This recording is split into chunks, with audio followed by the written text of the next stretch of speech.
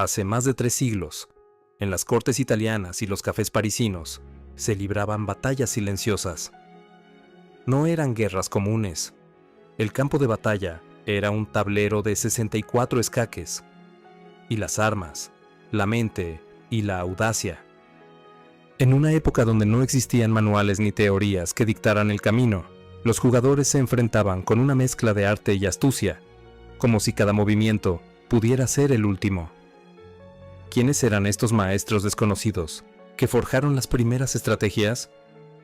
¿Qué secretos guardaban los manuscritos que pasaban de mano en mano, como reliquias de un mundo perdido? Este es el comienzo del ajedrez como lo conocemos. Una era de genios como Gioachino Greco, que llevó el ajedrez más allá del juego, y François-André Philidor, quien demostró que el ajedrez era música en movimiento. Es también la historia del Café de la Régence, donde los mejores jugadores del mundo conspiraban y desafiaban su ingenio bajo las luces tenues de una París revolucionaria. Hoy iniciamos un recorrido por la historia del ajedrez. Regresaremos a una época donde cada partida era un duelo de creatividad sin límites, y donde los predecesores de Steinitz comenzaron a moldear el futuro del ajedrez. Capítulo 1. El ajedrez antes de Steinitz. Primera parte. Las etapas del desarrollo en el ajedrez imitan el camino que cada ajedrecista recorre, desde principiante a categorías superiores. Al comienzo, solemos reproducir de forma subconsciente la manera de jugar de los siglos XVI o XVII. Damos jaque en la primera oportunidad que se presenta. Movilizamos rápidamente a la dama para atacar y no pensamos demasiado en el desarrollo de todas las piezas. Al aventurarnos en prematuros ataques al rey contrario, podemos correr con suerte y tener éxito, o por el contrario, caer una resolución completamente incorrecta. El nivel defensivo suele ser bastante penoso, y las partidas brillan por carecer de planes profundos. Esta forma de jugar, dejando que la inspiración guíe en talento y la fantasía en el desarrollo de la partida, fue bautizada con el nombre de Escuela Italiana. Uno de sus máximos referentes es el calabrés Gioachino Greco. Gioachino Greco, 1600 a 1634. Nació en Celico, cerca de Cosenza en la región de Calabria. Debido a esto fue conocido como el calabrés. Fue uno de los ajedrecistas más destacados de su tiempo, precedido por Ruy López, Paolo Boi, Leonardo da Cutri y Poleiro, en una era plena de supremacía italiana. Greco fue un hombre humilde. Sin apenas educación, aprendió a jugar en los libros de Ruy López y Salvio. Los registros más antiguos del calabrés lo ubican en Roma, protegido por mecenas de alta dignidad eclesiástica, como el cardenal Savelli y el monseñor Francesco Buoncompagno. A estos eclesiásticos copió un manuscrito para instruirlos, sobre todo en materia de aperturas. Solía complementarlas con instrucciones, recomendaciones y ocasionalmente con fragmentos literarios relacionados con el ajedrez. El calabrés, fiel a su espíritu inquieto, abandonó Roma para buscar fortuna en naciones extranjeras.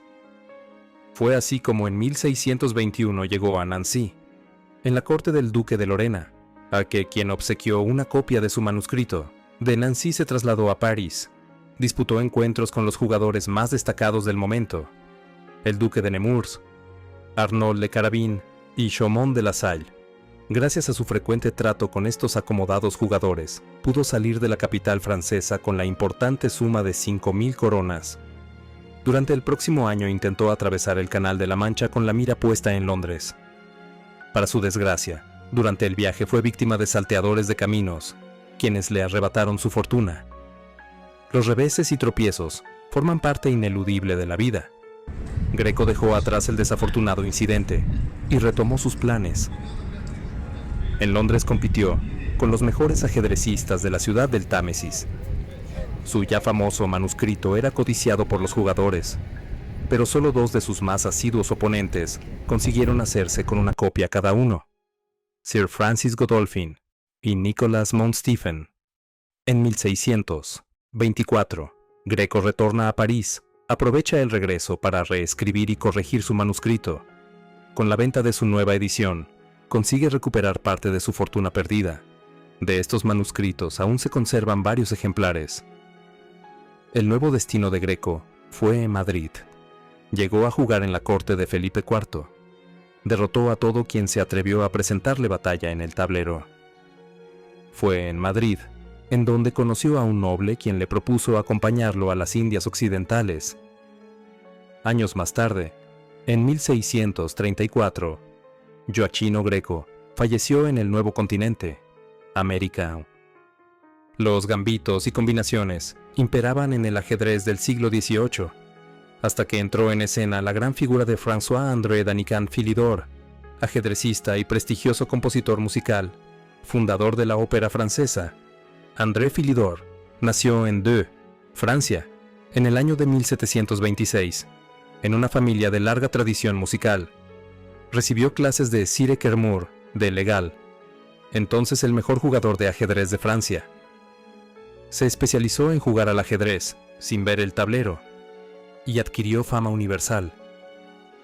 Los periódicos mencionaban sus proezas bajo grandes titulares.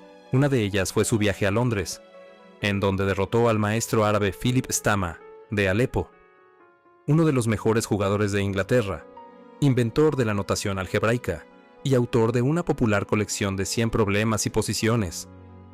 Philidor frecuentaba el histórico café parisino, La Regencia, lugar de reunión de los jugadores de ajedrez. Era superior a sus contemporáneos, al punto que solo podía jugar con ellos, concediéndoles ventaja.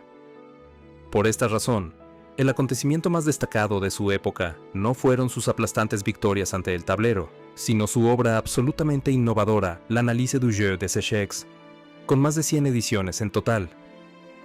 Philidor fue pionero en probar y someter las aperturas a un estudio sistemático y científico, así como de elaborar principios que rigen el juego. Su aporte más relevante es su teoría de peones.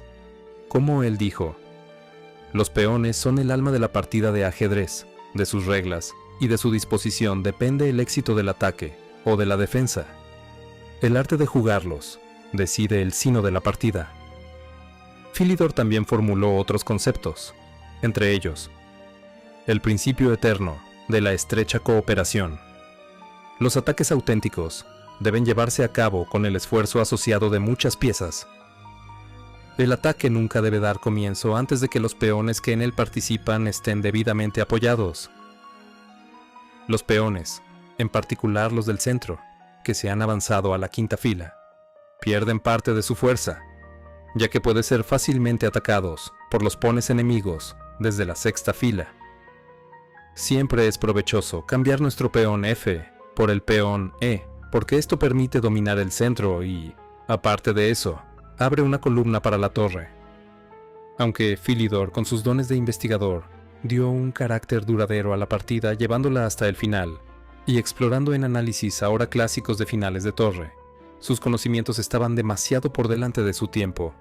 El ajedrez sencillamente no estaba preparado para absorber los principios generales del juego posicional. Es por ello que durante más de la mitad del siglo XIX, predominó el flujo romántico de la escuela italiana. Philidor falleció en Londres el 24 de agosto de 1795. Tras la muerte de Philidor, no apareció durante mucho tiempo en Europa un ajedrecista claramente superior. Cerca de 1820, presentaron sus credenciales el francés Alexandre Louis Honoré de Chapelles y el brillante ajedrecista y literato William Lewis, quien también era secretario de una compañía de comercio británica. Estos fuertes jugadores fueron sucedidos por sus discípulos, Louis Charles Mahe, de la Bourdonnaise, y Alexander MacDonnell. La Bourdonnaise perteneció a una familia de la nobleza que acabó arruinada. Aquello lo obligó a ganarse la vida como jugador de ajedrez, una ocupación por entonces ingrata, incluso para los mejores, de modo que apenas lograba llegar a fin de mes. Aunque había estudiado el Analyse, la obra que escribió Philidor, y de la cual hablamos en el video anterior, la Bourdonnaise tenía un estilo de juego diferente, un estilo ofensivo que brillaba gracias a su intuición. Aquello también era un reflejo de su propio temperamento.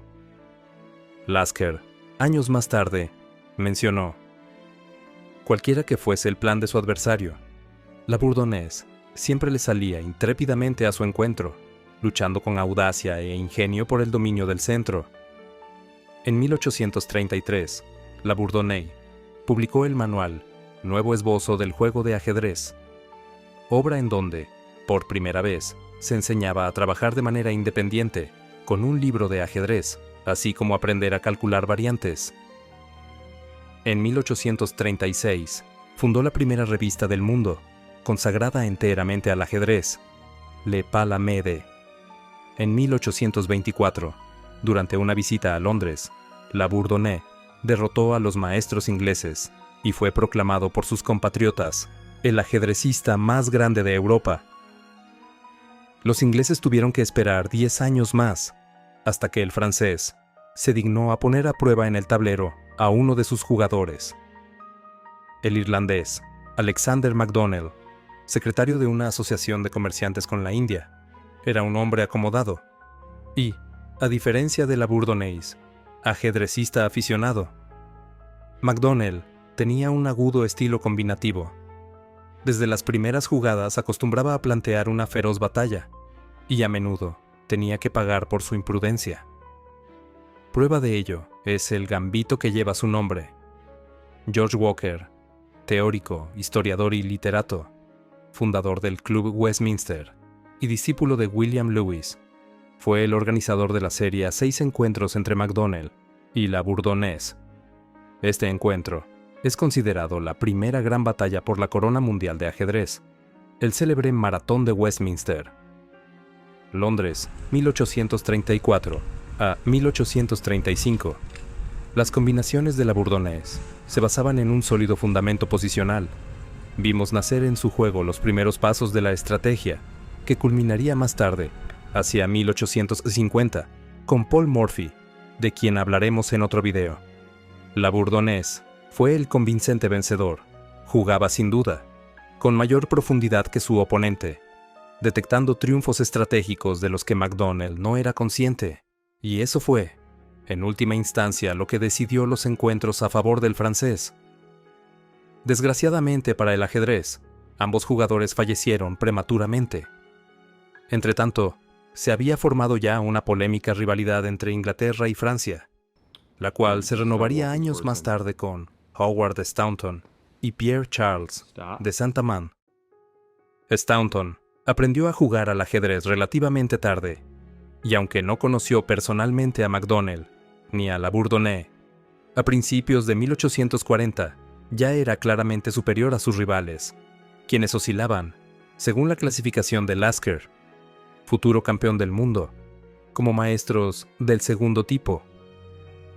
Staunton fue un erudito especializado en Shakespeare, fundó y editó la publicación Chess Players Chronicle en los años 1841 a 1854, además de tener a su cargo la columna de ajedrez en el periódico Illustrated London News. Un estudioso de la teoría de aperturas y, sobre todo, escribió 4 notables libros de ajedrez, Chess Players Handbook, además de otros títulos como Chess Praxis. Por otra parte, también adoptó las célebres piezas Staunton, que durante más de siglo y medio han sido utilizadas en todo el mundo. En su haber también figura la organización del primer torneo internacional de la historia y la primera tentativa por organizar el ajedrez internacional. Su adversario Saint-Amand era por entonces el mejor jugador del Café de la Régence, templo parisino de Caiza. Saint-Amand gozaba de una gran reputación, no solo entre los ajedrecistas, sino también como próspero comerciante, además de editor de Le Palamede, que había vuelto a publicarse desde 1842, y representante oficial de Francia en asuntos del ajedrez internacional. Tras difíciles negociaciones, se llegó al acuerdo de iniciar un match en noviembre de 1843. Staunton viajó finalmente a París, pues se jugaría un récord de público, al comienzo de este singular duelo entre los dos jugadores más fuertes del orbe. Sería declarado vencedor el primero que conquistara 11 victorias. La expectación despertada por el encuentro fue indescriptible, y uno de los periódicos llegó a calificarlos de la mayor batalla ajedrecística entre Francia e Inglaterra. Después de 8 partidas, Staunton tenía ventaja arrolladora, 7 victorias y solo un empate. Saint-Amand pudo dar muestras de su talento al derrotar a su rival en las partidas 16, 19 y 20. No obstante, y como era de prever, sucedió lo inevitable. Staunton ganó el match con un resultado de 11 victorias, 6 derrotas y 4 empates, tomando así una singular revancha de la derrota de McDonnell. Su victoria hizo sufrir sobremanera a los fanáticos aficionados parisinos y fatigó la resistencia de su adversario. Saint-Amand pensaba cada jugada durante una eternidad, lo que provocó que cada partida durase un promedio de 9 horas y la 21ª partida 14 horas. Así, el lento match marcó una clara diferencia con los feroces combates entre la Bourdonnais y McDonnell. Staunton jugó de forma prudente, tanteado intuitivamente los principios posicionales del juego, incluso aquellos que aún no eran formulados. Este encuentro constituyó el siguiente paso, después de Philidor, en el desarrollo de la estrategia ajedrecística, en la comprensión de las profundidades del juego y el arte de las maniobras. En 1846, Staunton declinó un desafío de Kieseritzky, pero cambio ganó de forma convincente, sendos encuentros a 21 partidas, contra los destacados maestros Bernhard Horwitz y Daniel Harwitz. No obstante, Staunton no fue debidamente reconocido por sus contemporáneos ni por los historiadores de ajedrez. El desarrollo de los vínculos internacionales, a mediados del siglo XIX, inmediatamente se reflejó también en el ajedrez. El incansable Staunton, que soñaba con organizar un torneo con los mejores jugadores del mundo, decidió aprovechar la ocasión que brindaba un acontecimiento único. La Séptima Exposición Universal de Londres, 1851. Se aseguró el apoyo del Club St. George y designó a un comité organizador que cursó invitaciones a los mejores ajedrecistas de toda Europa. Es importante destacar que durante esos años no había jugadores destacados en América. Entre las invitaciones cursadas se encontraban los siguientes maestros: Saint-Amand y Kieseritzky, Francia; Lowenthal y Sen, Hungría; Petrov, Janisch y Shumov, Rusia; von der Lasa, Horwitz y Mayet, Alemania. Aunque no acudieron al torneo Saint-Amand, ni los ajedrecistas rusos, ni tampoco Hermann, aunque por decisión de la Sociedad Ajedrecística Berlinesa se le reemplazó por el entonces desconocido Andersen. Con el fin de economizar medios, el torneo se desarrolló por sistema eliminatorio, un precedente de los campeonatos FIDE actuales. 16 jugadores fueron emparejados en encuentros individuales a 2 victorias, sin contar las tablas, quedando eliminado el perdedor y pasando el vencedor a disputar un nuevo encuentro a 4 victorias, un número de partidas progresivo requerido por los participantes. Una suerte poco propicia enfrentó en la primera eliminatoria a 2 de los favoritos, Andersen y Kieseritzky. Resulta curioso que posterior a este enfrentamiento, el perdedor oficial, Kieseritzky, venció en una serie de partidas amistosas al maestro alemán. Una de estas partidas fue bautizada como La Inmortal, una partida legendaria que dejó entrever el fascinante estilo ajedrecístico de Andersen, quien remató magníficamente, sacrificando las 2 torres, alfil y dama. Regresando al torneo eliminatorio de Londres, en cuartos de final, Andersen derrotó a Sen, remontando después de ir perdiendo las primeras 2 partidas. En semifinales, Andersen debía enfrentarse al principal favorito, Staunton, y para espanto de los aficionados ingleses, le infligió una derrota contundente 4-1. Desde ese momento, el desenlace del torneo careció de suspense. En la final, Andersen destrozó al turista nacional, Wayville, 4-2, conquistando fácilmente el primer puesto. Staunton quedó groggy. Su reputación como mejor ajedrecista del mundo se resquebrajó seriamente.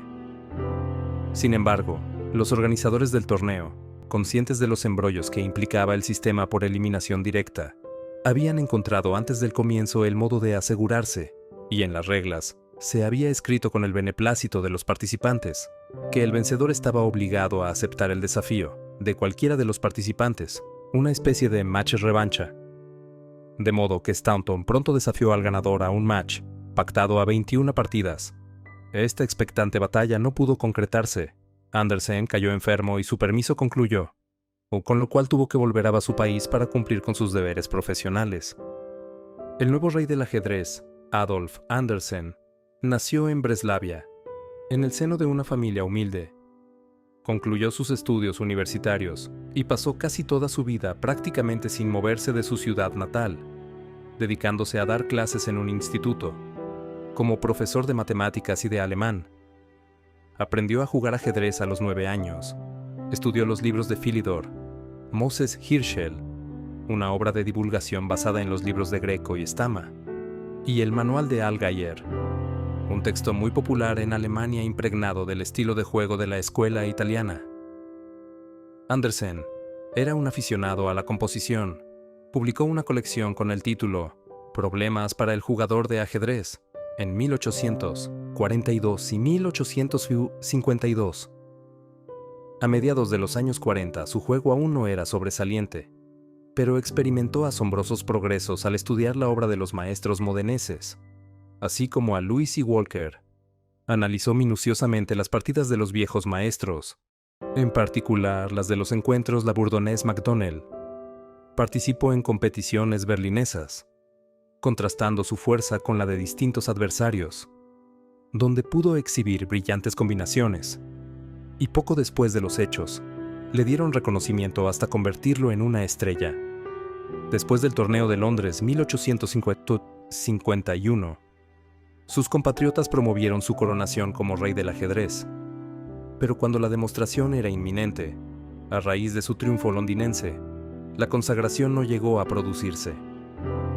Los torneos de entonces eran contados, y no resultaba fácil demostrar deportivamente la superioridad con logros creativos, en lugar de puramente competitivos. Además de su trabajo en la enseñanza, Andersen fue redactor de 2 revistas.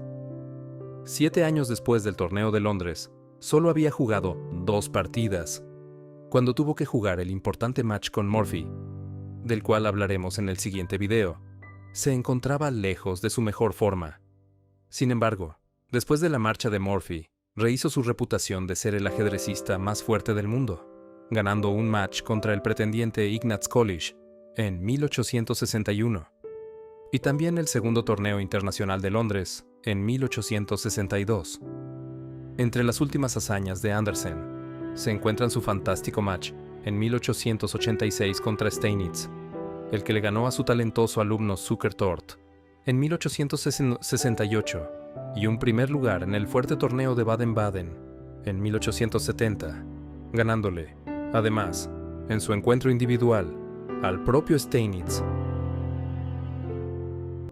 Paul Charles Morphy nació en 1884 en Nueva Orleans, en el estado de Luisiana. Fue criado con mimo en el seno de una aristocrática familia criolla, de origen hispano-irlandés, y madre francesa. En la familia de Paul, el ajedrez siempre fue practicado por hombres: abuelo, padre, hermano mayor y su tío Ernest, cada uno de distinta fuerza ajedrecística. Comenzó a jugar al ajedrez a los 10 años, y a los 12 ya derrotaba al maestro local ruso. Poco después derrotaría también a Lowenthal, en gira por el sur de Estados Unidos.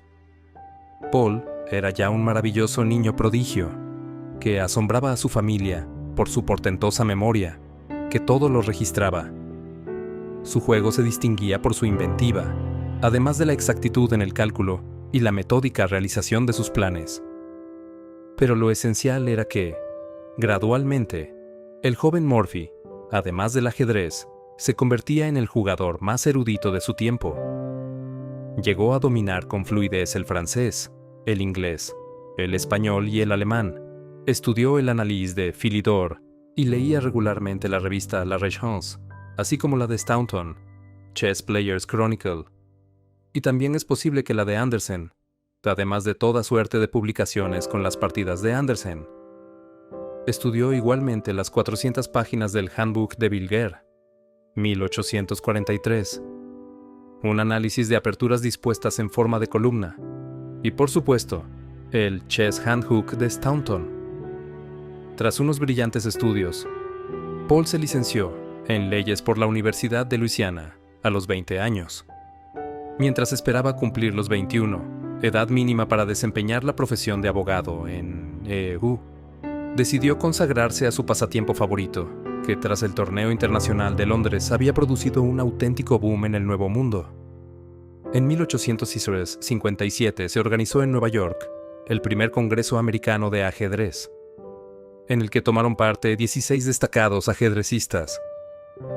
Como en el torneo de Londres, se adoptó el sistema KO por eliminatorias, con mini encuentros entre los participantes, a 3 victorias, y la final a 5.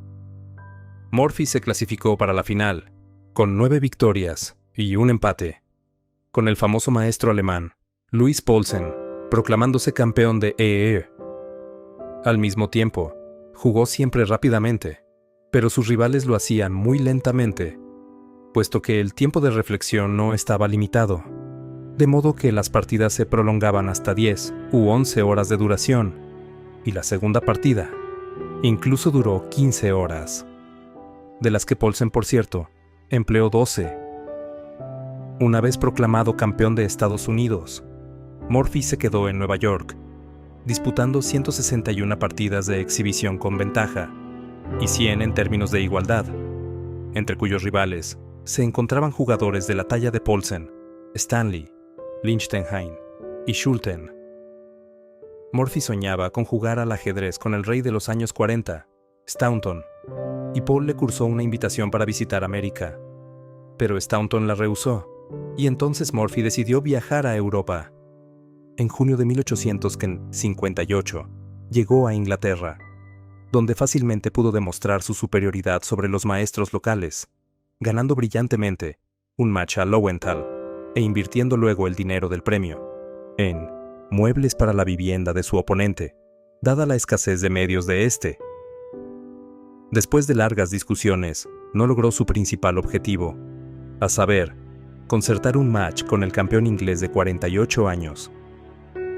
Aquí podemos recordar las palabras de Fischer al respecto. Staunton temía, por lo visto, enfrentarse a Morphy, y creo que sus temores eran fundados. Morphy le habría vencido, pero no hubiera sido un match unilateral, como creen muchos escritores de ajedrez. Por el contrario, hubiera sido una gran lucha. Durante el resto del mes de junio, el americano destrozó a cada uno de sus oponentes, de forma, además, muy efectiva. En septiembre de 1858, Morphy viajó a París, donde venció en un match al campeón de Francia, Daniel Harrwitz. El encuentro se fijó a 7 victorias, pero tras una serie de suspensiones, Harrwitz enfermó, y el árbitro dio por finalizada la contienda con un marcador de 5 victorias, 2 derrotas y un empate, a favor del genio americano. Como curiosidad, Morphy consideró que la competición de ninguna manera había concluido, y con el reducido premio financió el viaje de Breslau a París de Andersen, a quien anhelaba enfrentarse en un match amistoso.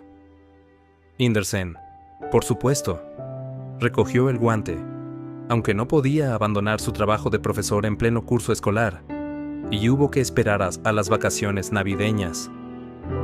Mientras tanto, Paul daba exhibiciones de simultáneas.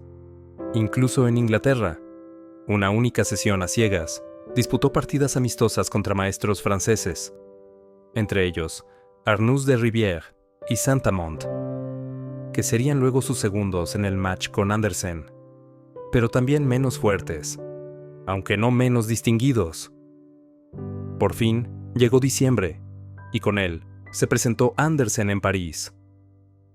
Se pusieron de acuerdo en que el match se jugase a 7 victorias, y varios días, con un Morphy apenas convaleciente de una enfermedad, dio comienzo el histórico encuentro entre los dos jugadores, indudablemente más fuertes de mediados del siglo XIX.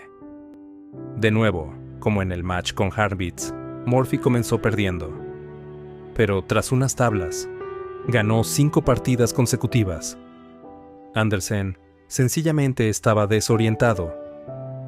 Morphy domina el secreto de su invencibilidad, decían los periódicos.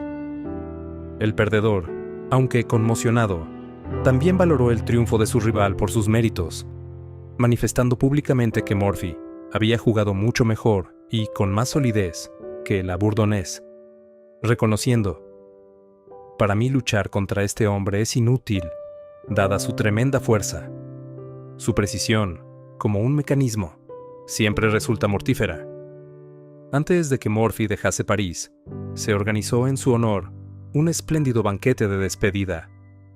Ante los aplausos del público, Saint-Amand rodeó con una corona de laurel un busto de mármol tallado para la ocasión, con la inscripción «Rey de Reyes», que se instalaría en el Café de la Regence, en lugar privilegiado, junto a los de Philidor y la Bourdonnais. A su regreso a Nueva York, Paul fue aclamado de forma triunfal. Se organizó una celebración oficial en su honor, en una enorme sala, a la que asistieron 2,000 personas, con enormes carteles en los que se leía el nombre de los oponentes derrotados. Cuando apareció Morphy, sonó el himno nacional. Entonces, se le obsequió al rey de los ajedrecistas con un regalo en nombre del país: una mesa de madera rosada, con incrustaciones de plata y perlas, con un tablero de ajedrez con madreperla y ébano, con piezas de oro y plata, y un pedestal de cormalina. También fue obsequiado con un reloj de oro y brillantes, en el que las cifras eran hermosas piezas negras de ajedrez. Por primera vez en la historia, se recibía a un ajedrecista triunfador con honores de héroe nacional. Lamentablemente, después de esto, Morphy abandonó para siempre la arena del ajedrez. A comienzos de los 60, se desencadenó en Estados Unidos la Guerra de Secesión, y por esas fechas, Morphy dio los primeros signos de trastorno mental.